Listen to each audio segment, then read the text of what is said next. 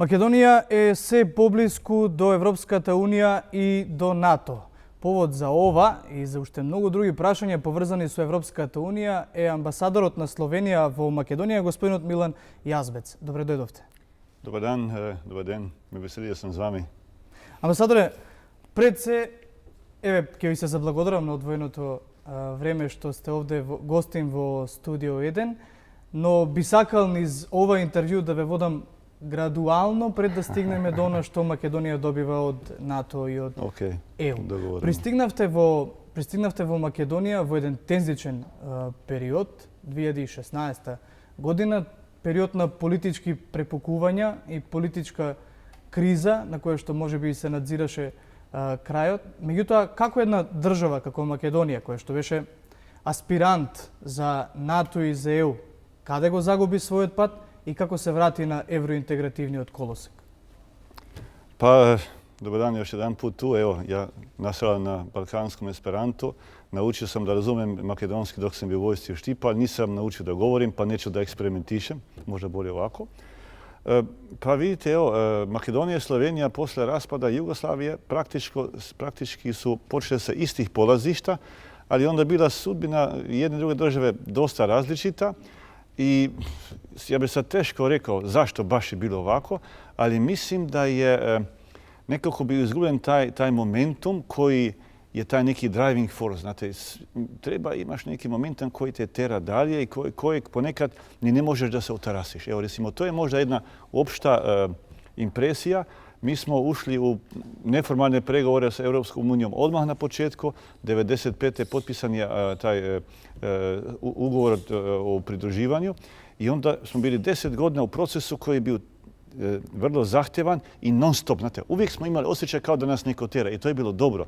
Ja mislim da je tu jedna razlika, pa i razlika u čisto geografskoj lokaciji Slovenije, Makedonije, možda i nešto u istoriji i nekim tim stvarima.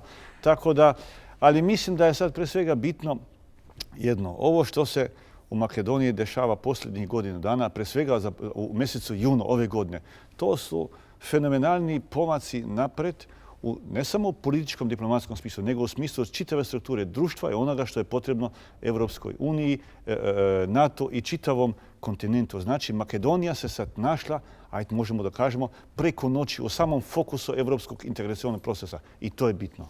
Да, меѓутоа и покрај изминативе години, ќе ве држам на ова, иако вие како амбасадор и човек кој што е во дипломатијата, можеби ќе го искористите дипломатскиот речник, меѓутоа, каде Македонија замре во својот евроинтегративен пат, пред да дојдеме до ова? Pa, mislim, sigurno to može da se uoči kad se posmatra ovaj proces. Ja mislim jedno 2-3 godine posle kad je Makedonija dobila status kandidatke i kad nije bilo neke reakcije iz Brisela na otvaranje pregovora, a verovatno je barem dobrim delom nije bilo zbog inercije u Makedoniji, onda je to počelo da pada. Ja mislim da je to logičan razvoj događaja, ali je interesantno ovdje da je više manje čitavo vreme podrška javnog mnjenja bila izuzetno visoka. Možda bi mogli da kažemo da je bila ta visoka podrška premalo iskorištena sa strane političkih struktura, bilo kada, ali vidite recimo i u Turskoj. Turska je isto tako dobila status kandidatke otprilike isto vreme, pregovori su počeli dosta kasnije, ona nekako to zamire. To je kao u životu, znate, ako ti ne brineš brigu o sam sebi, onda se opustiš i to nestaje. A ako su političke okolnosti takve da ne teraju dalje, da ne podstišu, onda su to još lakše deći. Ja bi onda vjerojatno rekao tu negdje, ne znam, vjerojatno pre 5-6 godina po nekoj inerciji, znate, onda se stvari zaustavljaju. Počela je i financijska kriza. Europa je ušla u neku krizu svoje strukture i onda smo imali krizu krajem 15. početkom 16. sa migracijama. Tako to su sve momenti koji onda nekako sa svih strana utiču i onda dođe do takvog rezultata. Така, амбасадоре, споменавте дека јуни особено ви импресионира како месец за достигнувањата на Македонија. Во меѓувреме се потпишаа два договора, едниот за добрососедство со Бугарија и другиот за конечен крај на спорот со името. Што за Европската унија значи во овој контекст овие два договора? Vidite, ovo plus dogovor o jeziku, da tako kažem jednostavno, vidite, to znači pre svega jednu veliku vitalnost i potencijal makedonske politike, makedonskog političkog establishmenta i pa i diplomaciju, da može sam da rješava najteža, najžešća pitanja koja su bila dugo godina otvorena. To je bitno. To je bitno i to, ja sam ubeđen, to je imalo velikog priloga, možda bi to najveći argument za briselske strukture, ako mogu ovako kažem, da je došlo i do tog najavljenog poziva za NATO koji će uslijediti za dobro nedjelju dana, da je došlo do konkretnog datuma za početak pregovora. Znači, ono što je makedonska politika, pa i društvo, zbog društva kao takvog, pokazala šta sama može da uradi. To je u stvari ono što se očekuje od članice NATO i EU, da si, ako uzmem neku englesku frazu, part of the solution, a ne part of the problem. I to je bilo to. Така, а во меѓувреме пак има една поларизација на политичките ставови, односно оно што владата го потпиша како краен договор, председателот Иванов од друга страна пак смета дека не е добар договорот и својата поддршка ја дава на опозицијата која што опонира на овој договор. Која е улогата на Иванов како председател? Што ризикува Македонија доколку овој договор не успее? Vidite, ja mislim da je to pre svega rezultat nekih unutrašnjih formulacija kakva je uloga kojeg od najviših vladnih državnih funkcionera u tim procesima političkim. Meni se čini da je ta uloga možda, da bi možda mogla da bude jednostavnije, barem ako uzem, mislim taj kontekst, ako uzem slovenački primjer. U Sloveniji predsjednik nema mogućnosti na veto, može da izrazi svoje mišljenje, da ide u parlament i tako dalje. I još neke druge stvari. Ali vidite, ja mislim na kraj krajeva te će stvari da se srede, dogovore, dolazi do konsenza i time će se ponovo pokazati vitalnost makedonske politike da može sama da menedžerira politički proces. To je bitno. A moguće, verovatnije, tokom ovih događaja i toga što ste pomenuli, da će se vidjeti da su možda neka rješenja pravno formalni postupci na relaciji predsjednik države, parlament, ne znam, možda vlada, da bi mogli da budu jednostavni, pošto to su neke situacije kojih vjerojatno nije bilo u takvom smislu ranije. I u tome je smisao političkog života da političke procedure pojednostavljaju donošenje odluka i da ima svaki učesnik, pre svega oni najviši učesniki, mogućnost da pridonese tom procesu, da upozorava na ono što misle da nije najbolje, ali ja mislim da je bitno da nijedan od tih učesnika nema neku fiksno pravnu mogućnost da bi u nekom smislu kočio taj proces. Ne kažem da se to ovdje dešava, ali kažem da je to možda i neka velika lekcija koju makedonska politika uči na tom primjeru. Добра, а ризикот кој е? Што ризикува Македонија ако не успее овој договор? Ако не успее договорот, ако не влеземе во НАТО и во ЕУ? Pa, vidite... Големината на тој подпис е прилично значајна. Da, ali vidite, mislim, ja sam sad došao s jednog NATO-EU seminara, Civil NGO ga organizovao i baš sam tamo rekao 28 članica EU i 29 članica NATO imaju pozitivna iskustva posle ulaska u NATO i EU. To je najbolja preporuka da se ta otvorena pitanja, ako su još otvorena, reše se ide napred. To je moj odgovor. Vidite, recimo, ja kao ambasador Slovenije, sad nisam možda konkretan, ali nije ni moje da sam previše konkretan, ali vidite, ja kao ambasador Slovenije obilazim Makedoniju, idem po selima, opštinama i svugdje su veseli kad dođe slovenski ambasador i svaki nisam još sreo žitelje ove države da ne bi govorio o Sloveniji u superlativima.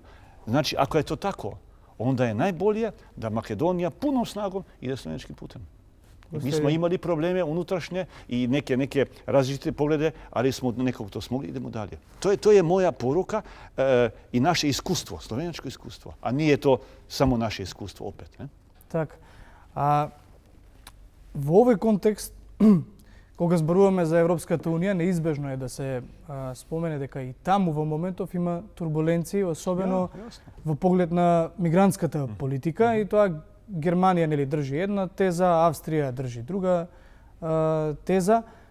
Ја видовме и одлуката од Луксембург пред да се каже дека за Македонија следува датум следната година, каде што Франција беше државата која што опонираше од страв поради десничарските политики кои што земаат замав во Европа. Во меѓувреме Словенија ги доби, Јанес Јанша ги доби изборите, човекот кој што исто така има малку екстремни ставови.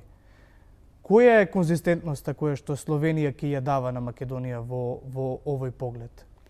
Pa vidite, pomeni se gospodin Janš, on je bio dva puta predsjednik vlade slovenjačke i prvi put kad je bio predsjedavajući Europskom savjetu, znači mi smo predsjedavali Europske unije, to je bilo u prvoj polovini 2008. godine, prva nova članica za onog velikog talasa 2004. I to je predsjedavanje bilo izvedeno besprekorno. Znači, ja bi ovako ne bi nekako baratao tim nekim kvalifikacijama desni, levi, šta ja znam. Bitno je kako se politika, konkretna politika manifestira na terenu. Šta radi za ljude, kako je doprinosi tome članstvu EU i NATO. Šta znači članstvo EU i NATO s ove strane? Kad država uđe u članstvo, ti postaješ dio jedne velike familije. Tamo zajedno debatiraš i rješavaš ove stvari. Ako nisi unutra, nemaš tu mjesta i ne možeš da se time baviš, onda si neke vrste objekat tih debata. To je ključna stvar i tu u tom smislu država članica ima puno mogućnosti da radi, tako da kažem, šta već hoće. Može da sedi njezini predstavnici i čekaju da se sve donese ili da učestvuju pozitivno. To je poruka i to je slovenjačka poruka. Rekli ste neki desničarski val i migracija je to.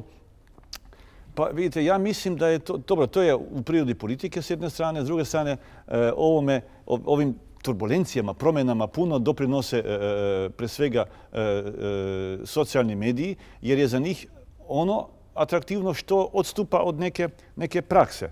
Tako jest, priroda tih medija, možda to nije najbolje, ali tako je. Ali i Europska unija našla se sad u posljednjih par godina, znači bila najprije ova teška financijska kriza, zaista teška.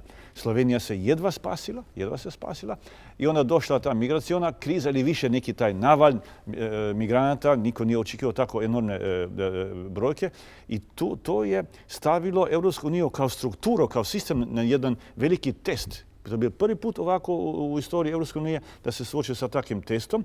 Nije se najbolje ni snašlo, pošto ove strukture nisu najbolje pripremljene za takve izazove, ali šta je bitna, recimo, poruka iz toga? Kad mi pogledamo nazad, Europska unija, da tako kažem, ovih posljednjih 60 godina, od kako postoji, da tako recimo, imala jedno 5, možda 6 velikih kriza unutrašnjih i zbog vanjskih okolnosti i posle svake krize praktički slijedi je val proširenja.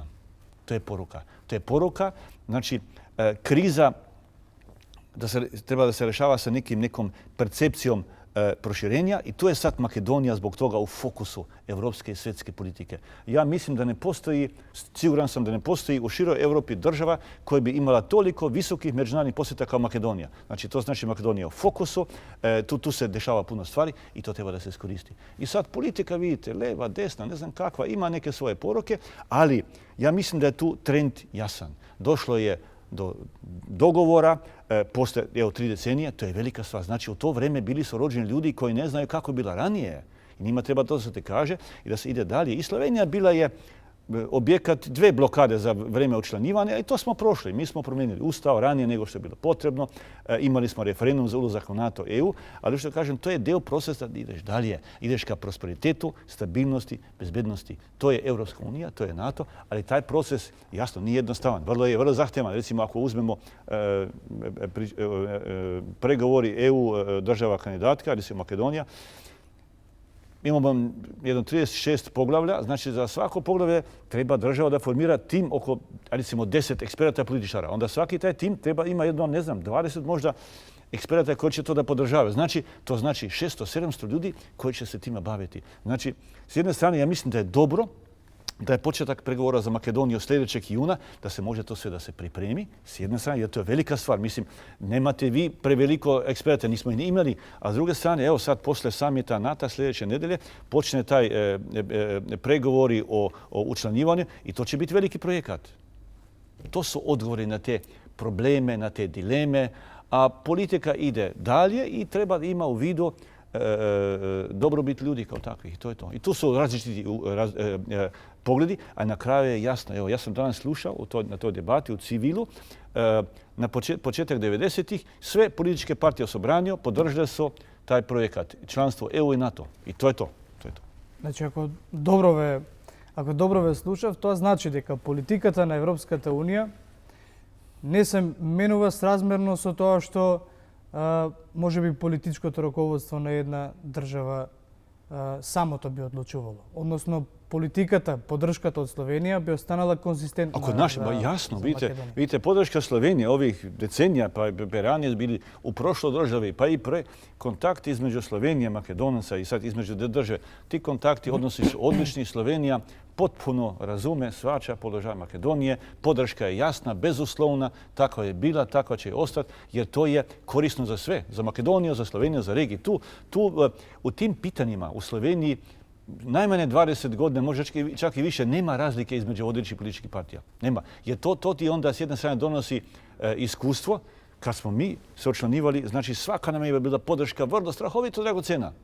I znači, treba da istu poruku šalješ dalje. A plus, kad se ovako dobro znamo, kad znamo prilike, to je bitno.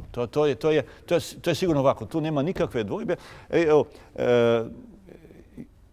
Jedini cilj koji iz toga proizlazi, pa iz ambasadu naše ovdje i vaše u Makedoniji, da se to iskoristi još više ta saradnja produbi i da bude još bogatija. To je to. To je apsolutno jasno. Пред да зборуваме за мигрантската криза, улогата на таа мигрантска криза во Европската Унија, каде што вие близко бевте, одблиско видовте што се случува во земјите од каде што најчесто доаѓаат бегалците, би прашал за бенефитите кои што Европската Унија ги носи. Словенија е веќе 15 години дел и од НАТО и од Европската Унија. Кои се оние бенефиции кои што државата ги има со евентуално полноправно членство и кои се работите кои што може би ги губи, кои се недостатоците од оваа европска организација? Pa ovako, generalno odgovor je ono što sam i ranije rekao. Ja sam ubeđen da ako ne bi Slovenija bila u EU i NATO ovih godina, 14 godina, evo sad je prošlo 14 godina, u martu od članstva u NATO, u 1. maja od članstva u EU, da nismo to postigli, ja sam siguran da bi pola manje bilo interesa i atraktivnosti Slovenije za Sloveniju kod Makedonaca. Po čemu je bili interesantni? Po čemu? Znači, to je odgovor ovako generalni. A drugo, vidite, recimo, ako idemo sa ove prirodne strane, Slovenija već i u euro, već je deo EU članica u euro. Znači, zajednička valuta znači puno manje troškova za poduzeća, to su velike pare, jedna strana. Onda je Schengen ugovor, putovanje sa ličnom kartom. Onda za mlade ljude znači da se otvara veliki evropski prostor, pola milijarde i taj kontinent, gdje mladi ljudi mogu da idu, da traže posao, da studiraju kao što kod kuće. To su stvari koje, ako o njima ne razmišljaš, misliš da je to od Boga dano, ali nije. I to su velike dobiti. To su velike dobiti. Bilo je kod nas nekih primjera, recimo, mi smo primili euro početkom 2008. čini mi se, nekih primjer, znači sad će biti, cene će poskupiti tako, nije to nešto posebno poskupilo, to sve olakšava život. I to je recimo jedan takav, onda studije, studenti, izmjena iskustva, sve ono što se radi između dvije države, u tom slučaju između Makedonije i Slovenije, lakše, jednostavnije, ni ne primjećuješ da se u nekoj drugoj državi. To je ta ambicija, ako govorim s jedne strane konkretno, a drugo recimo, evo NATO, šta znači članstvo NATO? Stabilnost, sigurnost i neki veće referencije države u svim tim međunarodnim berznim kućama. To je onda sljedeće, recimo, NATO. NATO se bavi ne samo onim hardcore military defense security issues. U NATO imamo 200, možda čak i više nekih komisija, odbora koje se bave pitanjima kao što je privreda, ekologija, nauka i obrazovanje i tako dalje. To je sve NATO. Znači, otvaraju se ove mogućnosti i ja sam baš na tom seminaru danas rekao, preporučujem svim makedonskim poduzećima koji imaju neku ambiciju da uđu u taj širi europski prostor, da se što pre srede NATO certifikat, jer to je uslov da firma konkuriše na tenderu kojeg je NATO, objavi za, nabavku pitke vode, za, neke različite stvari. I to su velike biznis stvari. Da ne pričam, mislim, o EU, ali vidite, to je u tom nekom smislu taj osjećaj, te konkretne mogućnosti i to će svaki biznismen da potvrdi. I na kraju krajeva, ja sam o tim stvarima puno pričao kad smo mi ulazili u EU i NATO sa đacima po srednjim školama i osnovnoj školi po Sloveniji. Svugdje sam rekao, vidite, za 20-30 godina kad porastete, bilo ko od vas može da bude komesar u komisiji. Znate, to su sve te stvari koje imaju neku konkretnu atrakciju i to je bitno za ljude. I ako su sve države koje su ušle zadovoljne time, zato se poveke drugi državi se aspiriraат za влез во Алијансата и во Европска. Vidite, posle krajem hladnog rata na širem području Europe jedno 22-23 nove države su formirane i neke koje su obnovile državljanstvo, državnost kao recimo Baljske, Estonija, Latvija, Litva, pošto one su bile nezavisne između dva rata. I sve ove odmah na početku su izrazili jak interes da uđu u NATO i EU. To je logičan trend razvoja kao tako. Но токму таа мобилност, дали може би се соочувате со прилив на кадри? Луѓе кои што, бидејќи им е отворена мобилноста во Европската Унија, да заминуваат во други држави во кои што може би сметаат дека се економски помокни. Имате ли вие проблем со тоа, па треба да увезувате кадри од надвор? Pa vidite, s jedne strane taj brain drain, odlazak mozgova, prisutan je svugdje po Europi, po razvijenom svijetu. Kod nas je to prije 4-5 godina bio veliki problem. Teško bih rekao zbog čega. Mislim da 13. 14. godine svake godine otišlo je 8.000 mladih u inostranstvo. To je bilo užasno veliko. Sad se brojka smanjila. S jedne strane, normalno da mladi idu u inostranstvo, uče, ali je dobro da se vrate natrag, da onda oplemenite ono kod sebe, kod kuće. To je u nekom smislu. To je u nekom smislu ono u ljudskom životu, u ljudskoj prirodi, a politika treba da obezbedi mogućnosti da se vrate, da bude interesantno. S druge strane, posle našeg ulaska u Europsku uniju, vidite, u Sloveniji se javio fenomen već jedno 15 godina, ako ne više, da je teško dobiti ljude za jednostavno fizičke radove. I plus skupi su. Znači, onda posle ulaska u Europsku uniju došli su iz nekih drugih novih članica koji su bili voljni da to rade zbog razlika u standardu u Sloveniji i drugdje. U Sloveniji sad, mi imamo sad jedno posljednje 2-3 godine, praktički nema više nezaposlenih, oni koji imaju neke kvalifikacije za posao. Znači, nezaposleni samo oni koji po tim nekim standardima ne mogu da budu zaposleni u nekim sektorima. Znači, to je znači neki pokazatelj nekog visokog razvijenog društva. A s druge strane, i kod nas je minus visoko kvalifikovanih kadrova kao što kod vas. Recimo, u Mariboru, recimo Igor Balev, on je jedan najveći svjetskih kardiologa, Makedonac, Ohrida, vidimo se svaki put skoro kad sam na Ohridu, on bi mogao lako da radi u Houstonu i da bude svjetska faca. Otišao u Sloveniju, Maribor, da je blizu, da se vraća, da komutira između dvije države. Sloven Gradec je u Sloveniji centar urologije. 3-4 lekara urologa svjetska su iz Makedonije. Recimo, znate, Slovenija je prva destinacija za makedonske studente koji odlaze da studiraju u Sloveniji. Ja sam bio ovog ponedjeljka u Bitoli iz završnog razreda ove generacije iz gimnazije ide u Sloveniju 50. Ja sam imao s njima susret, to je velika brojka i svima su rekao fino, idite u Sloveniju, osjećate se dobro, ali imate uvijek u vidu šta možete da donesete natrag, pa mada se zaposlite u Sloveniji. Dolazi sad taj EU trend pregovora i to je onda od čega jedna druga država profitiraju, ali u stvari ovaj manjak manjak radne snage za jednostavna fizička posla, to se primjećuje svugdje. Да, би било добро ако успееме таквите кадри кои што дошле кај вас, да може да бидат само позајмени па да ги вратиме во Македонија. Pa vidite, to je treba da o takvim stvarima treba da se obe vlade brinu, da uspostavljaju neke programe, znate, saradnje i to je to. Recimo, priča mi Jean Mitre, vlasnik i šef ove svetske klinike, to je kao Houston, evo ponavljam, on mi kaže, on ima isti problem sa visoko specijaliziranim kadrovima. Kaže, nudi mojim liječnicima plate kao u Njemačkoj. Ne mogu ih dobiti. To je neki unikum, neki fenomen širi, ali vlade tu mogu puno da urade. Evo, mi smo sad predložili ambasada već par puta, nadam se da će to proći možda sad skoro, da bi u Sloveniji olakšali pridobivanje radnih dozvola i zapošljavanje radne snage iz Makedonije, da se to ne komplikuje i da time omogućimo zaradu i da omogućimo da ljudi šalju novac i kući i vraćaju se i komutiraju tu i tamo. Puno ima tih mogućnosti gdje se može puno raditi. Plus u Makedoniji ima jedno, ne znam, 30, možda čak i više slovenjačke firmi koji zapošljavaju mlade ljude koji su kvalitetni, koji su sposobni. Znači, to je sve povezano. Амбасадор Јазбец, бевте амбасадор во Турција од 2010 до 2015 година. Tako je. видовте одблиску што се случува, бидејќи бевте акредитирани за државите од кои што, како што реков, најмногу мигранти доаѓаа во Европа. Тука станува збор за Ирак, Иран, Сирија, Азербејџан. Ако има уште некоја држава, дополнете ме слободно. Меѓутоа, еве Сирија е државата од каде што доаѓаа најмногу од мигрантите. 2015 не е толку далеку. Можете да се вратите со присеќавањата назад и со она што е фактичка состојба внатре.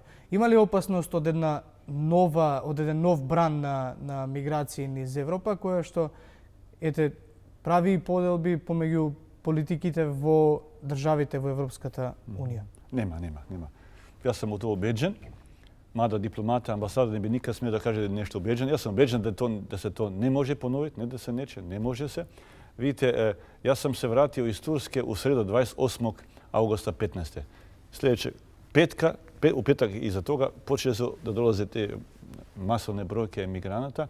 У оних последних пола године, значи у првој половини godine 2015. na sirskom bojištu, ako tako da kažem, koje je bilo rashuktalo, to je rat, to je užas. Nije se desilo ništa tako dramatično tim nekim velikim razmjerima da bi mogli stotine hiljada ljudi da beže ide prema Sloveniji. To je s jedne strane prema Evropi. S jedne strane je to jasno, Evropa je kontinent gdje se najbolje živi na svijetu i svaki hoće da ide tamo, to je jasno. A s druge strane, ja sam ubeđen, to je sad se pokazalo tokom ovih 3 godina, u velikoj mjeri to je bilo organizovano sa strane kriminalnih združbi koje su tu uzimale pare od jadnih ljudi. Ljudi su bežali, ali niko neće da beži daleko od kuće ako je baš moguće. Ja sam obišao par ovih kampova, kako bi rekao, turski, bili su dobro sredini. Turska je primila izbjeglice vrlo otvoreno i bilo ih je puno, bilo je veliko. Ali vidite, brojke kažu da posle one kriza je najviše uzela maha krajem 15. Prva 2-3 mjeseca 16. Poslije toga brojke su drastično pale. Znači, i nema ni nekih većih razloga zbog kojih bi se sad te brojke povećale. Donesen je dogovor između EU i Turske. Mnogi su ga kritikovali, ali u onom momentu je bio najrealniji. Politika je umjetnost mogućeg, nije bilo nešto drugo moguće. A što se tiče ovoga što ste mi pitali, ova debate, migranti kao tema su sad svugdje po Europi. Vidite, ja mislim, pa ne samo ja, politika je u velikoj mjeri stvar percepcije, a ne stvar fakata. Ne? Ako, ne znam, neko kaže brojke su pale za toliko, ne znam, za 10 puta, oni koji su uplašeni, izmanipulirani, oni koji ne znaju, koji su zbunjeni, reće ne verujemo ti. To je tako. Sad, kako da tog čovjeka obijedi? Znate, to. I recimo, dobro, bilo je velikih nekih terorističkih napada sa strane i ovih ekstremista koji su se švercali između migranata po većim europskim gradovima, ali to je bilo organizovano. Znači, to nisu bili u principu spontani agresivnosti koje su prozrukovali ljudi koji su tražili zaklonište ispred rata. Tako da, i onda vidite sad sreli su se Trump i Putin, sreće se u julu sad ovog mjeseca u Helsinkima. Znači, ja mislim da se međunarodne snage, ove vodeće pa iz regiona, su nekako počeli da menadžerišu sirsku krizu, da neće doći do toga ponovo. Pa i ja mislim da kriminalne ove kako se kaže, družbe, ne znam, na strukture, su vidjeli, shvatili da nema kod ovih ljudi, jadnih ljudi koji beže, više para da bi ih doveli. Ja mislim da su to neki razlogi, tako da ne verujem. Dobro, бидејќи се наближуваме кон крајот на ова интервју, вие ја следите ситуацијата во Македонија одблиску, како што реков. Имате меѓународно искуство како професор на Универзитетот Колумбија во Њујорк. За оние кои што не знаат, вие сте и почесен граѓанин на градот Штип. Јас бев во Штип, да. Така, вие знаете што се случува во Македонија одблиску на политичката сцена и критериумите ги знаете како искусен, би рекол, играч во Европската Унија. Ако утре Македонија ги започне преговорите, ако утре треба да се преговара, колку работа и предстои на оваа држава за сузбивање на корупцијата и на криминалот, за реформите во правосудството и сличните политички и економски критериуми за да влезе државата како полноправна членка? Sve europske pa i druge države imaju posljednje decenije velike probleme sa korupcijom. To je nek opšti problem i do sad nijedna država ga nije iskorenila do kraja. Ali bitno je da se uspostavi pravni sistem, pravna država, znači da se ono što se koruptira, što je krivično djelo, da se sankcionira. To je bitno. To je bitno. Kod nas je to dosta se poboljšalo posljednjih godina, verovatno i zbog EU članstva, isto će biti ovdje. Ja kad ovako se krećem i pričam sa ljudima, svaki čovjek u osnovi Makedoniji pa i svugdje drugdje, i to sam vidio u Turskoj, Libanu, svugdje, svaki čovjek hoće da dobro živi, da mu politika omogućava dobar život i da ima neka osnovna pravda prema konkretnom čovjeku. I to je ono najbitnije. Ako toga nema, znači onda se stvara prostor da ulaze kriminalne strukture, korupcije i tako dalje. Tako da to je jedan ovako opšti odgovor. Tu bi možda da istaknem jednu stvar, kad smo mi, u stvari šta znači EU pregovori, EU članstvo? To znači da država kandidatka, u ovom slučaju Makedonija, treba da preuzme u svoj pravni sistem čitav acquis communautaire. Kad smo se mi učlanivali, to je bilo oko 80.000 stranica. Sad ih ima vjerojatno 200.000, ako ne više. Znači to treba da se prevede na makedonski, treba da uđe u zakonodavstvo i počne da se primjenjuje. Da se implementira. A za ovo znači treba veliki broj stručnjaka na svim područjima koji će poznavati ovo zakonodavstvo na makedonskom, na engleskom, ne znam na kom EU jeziku i koji će to da implementiraju.